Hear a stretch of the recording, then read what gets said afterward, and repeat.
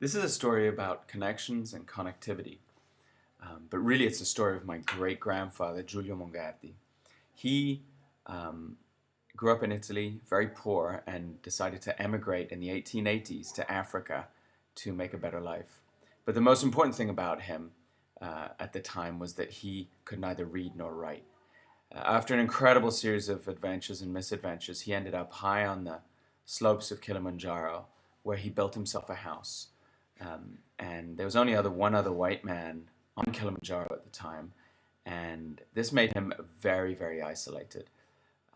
And he had virtually no connection with the outside world, except for his business, which was to carry goods from the interior to the coast.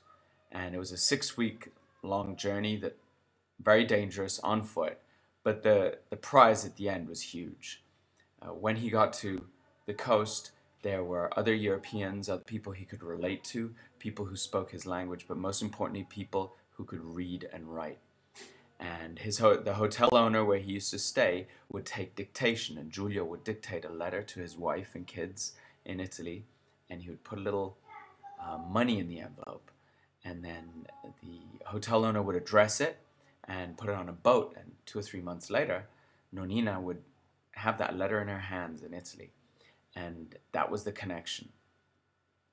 So Giulio had to do an incredible amount of work in order to connect with his family, with his wife, and with the world around him. Um, and then about 110 years later, I was in Tanzania. I was translating a book about his life, and I found myself up on the slopes of Kilimanjaro, not far from where he lived. And I was in my tent at night in the thin air trying to get some sleep.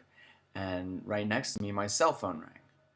And I answered it, and my wife, my girlfriend at the time, was on the other end, clear as a bell, calling me from the corner of Christopher and Hudson in New York City from a phone booth.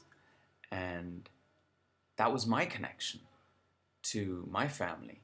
And this was incredible for me. I was thinking about Giulio and then thinking about how I was connecting.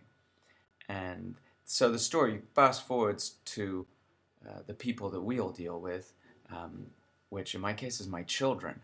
And when I told them this story, they were as blown away as I was, but not because Giulio had such a tough time, but because their mother called me from a massive metal phone buried in the concrete on the sidewalk.